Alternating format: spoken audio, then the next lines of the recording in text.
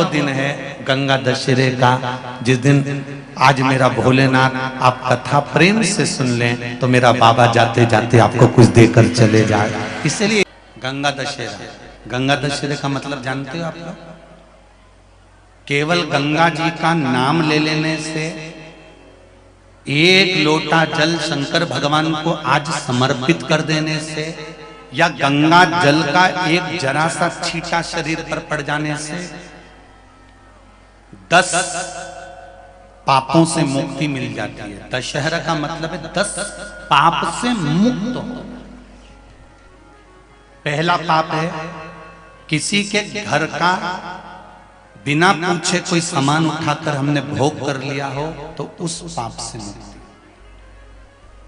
गंगा दशहरे के 10 पाप से मुक्ति दिलाता है गंगा दशहरा। दूसरा, किसी ब्राह्मण किसी गुरुजन को मुख से अपशब्द कह दिया हो तो आज ही का दिन है जिस दिन पाप कर्म से मुक्ति मिल जाती है। तीसरा, किसी स्त्री को, किसी नारी को, किसी कन्या के प्रति, स्त्री के प्रति, नारी के प्रति अगर गलत सोच लिया हो या गलत कर्म हमने कर दिया हो तो उस पाप से मुक्ति गंगा दशहरे का दिन दिला देता है। चौथा,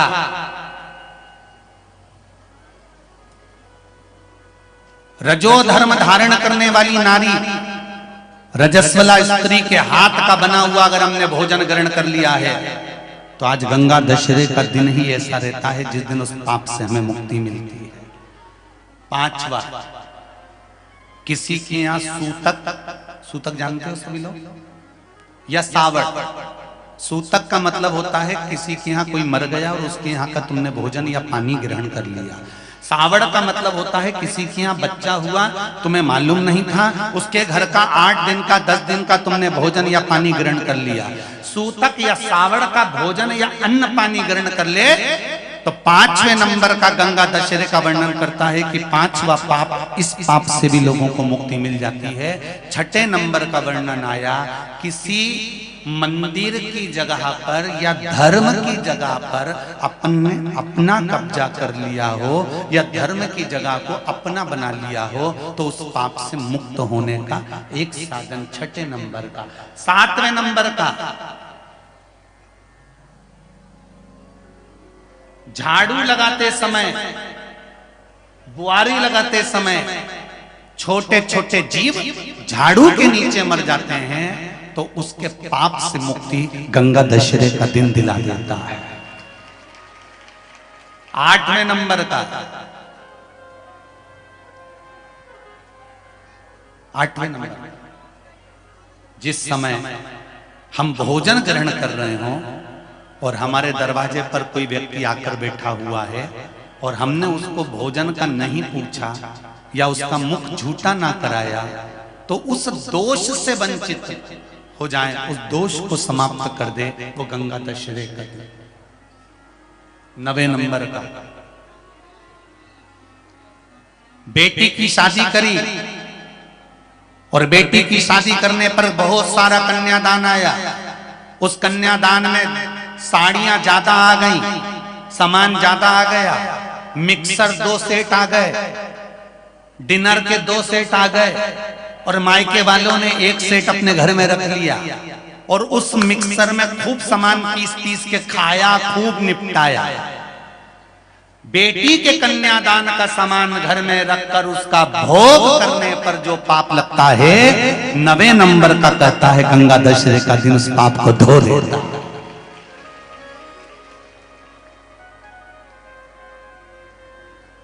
10वें नंबर का महाराज, यदि किसी तीर्थ में जाकर हमने कोई गलत काम करा होता है तो गंगा दशहरे का ये आज का दिन हमारे पाप को वो धो देता है। ये गंगा दशहरे के 10 पाप को धोने के लिए मात्र एक दिन है गंगा दशहरे का दिन। आज के दिन जो शिव जी को जल चढ़ाता है, शंकर भगवान कहते हैं भले उसने उसमें गंगा जल डाला नहीं डाला, पर मेरे ऊपर जब जल चढ़ाता है शिव जी कह देते हैं आज के चढ़े हुए जल को मैं गंगा जल बना देता हूं। आज गंगा दशहरे का दिन, खूब भजन करो, दान करो, पुण्य करो, सत्कर्म करो, नाम जाप करो, नाम स्मरण करो।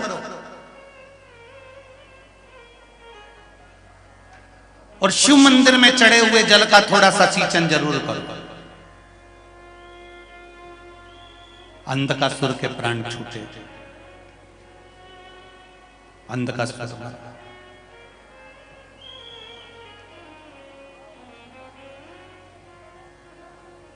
महाराज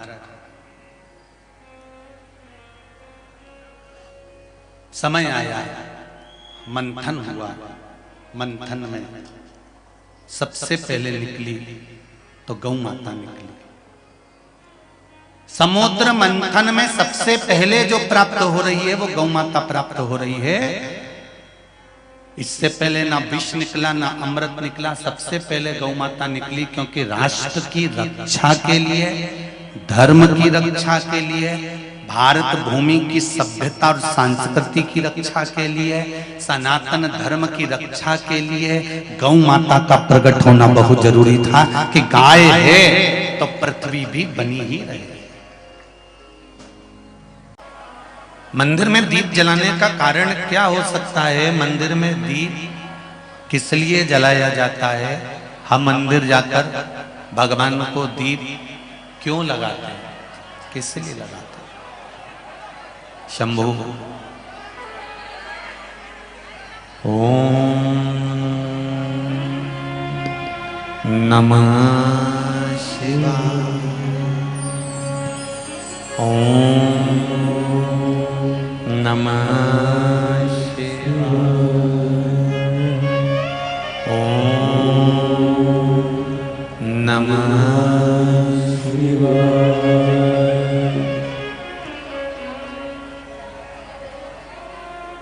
हम मंदिर में दीप क्यों जलाते हैं?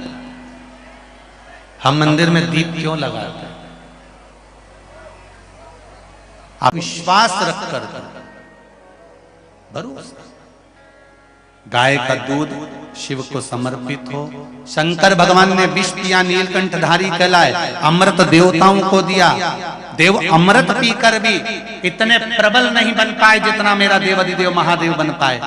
ध्यान देना, अमृत पीने वाला देव कहलाता है और विष पीने वाला महादेव कहलाता है।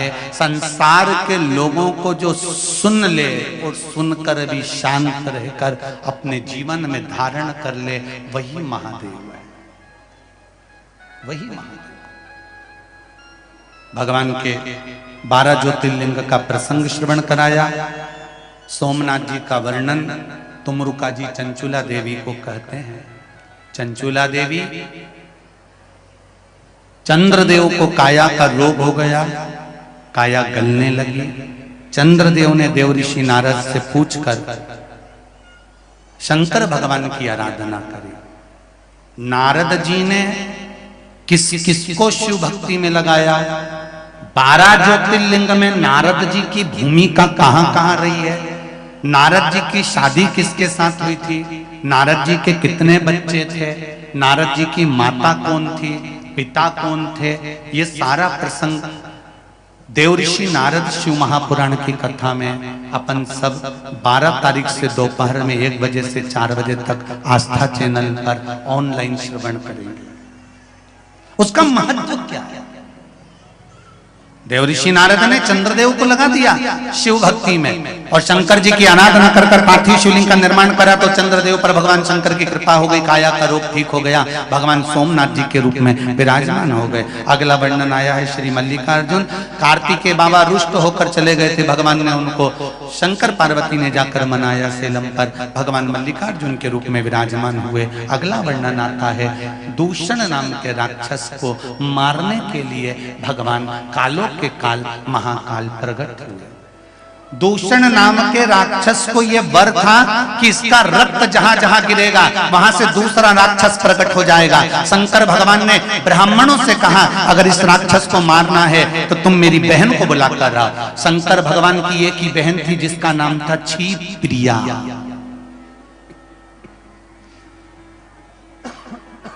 क्या नाम था?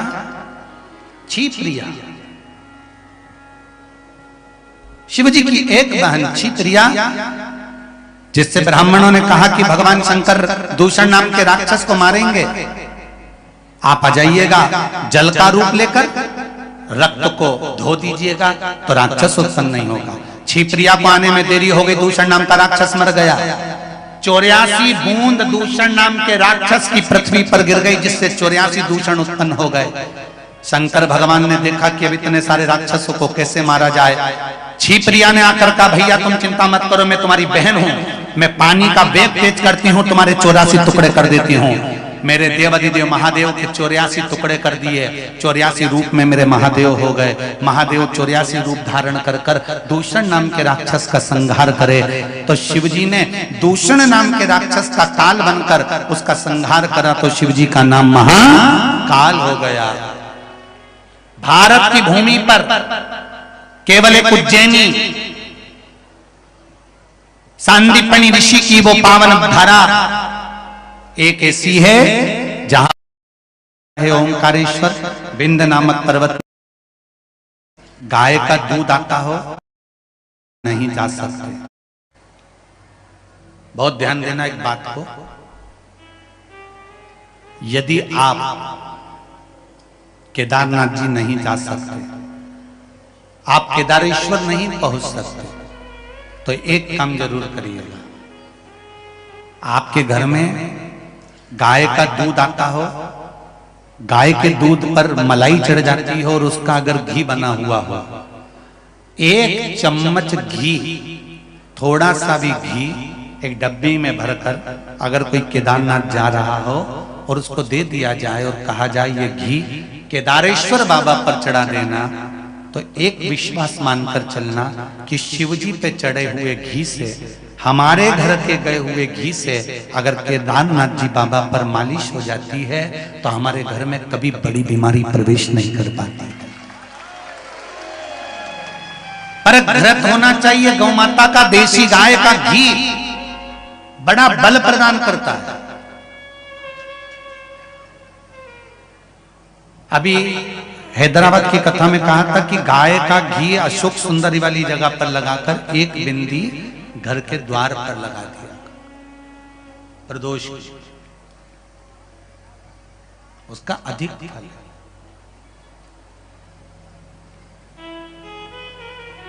महाराज नर नारायण के लिए भगवान केदारेश्वर के रूप में प्रकट हुए। जिन पांडवों ने शंकर भगवान को पाने के लिए तप करा, साधना करी, शिव मिलते नहीं। केवल केदारेश्वर की एक भूमि एक ऐसी है जहां पर भगवान शंकर का दर्शन पांडवों को हो जाता है। और एक बात अपने भीतर उतार कर रखिएगा, ओम शिव महापुराण की ये कथा सागर की, किसी भी शिव मंदिर में तुम जाते हो, शंकर जी का पूजन करते हो, उस शिव मंदिर को हल्के में मत लेना। ये मन में विचार कर कर पूजन करना कि मैं 12 ज्योतिर्लिंग का पूजन इस मंदिर में कर रही हूं। शंकर का कंकर और कंकर शंकर कभी अलग नहीं हो सकते। जो 12 ज्योतिर्लिंग का स्वरूप होता है वही आपके नगर में, आपके गांव में, आपके मोहल्ले में, आपके क्षेत्र में, जिस गांव में आप पूजन करने जाते हो, शंकर का अनुमोदन करने जाते हो, उस गांव में जो शिवलिंग है उसका भी बल बड़ा बड़ा।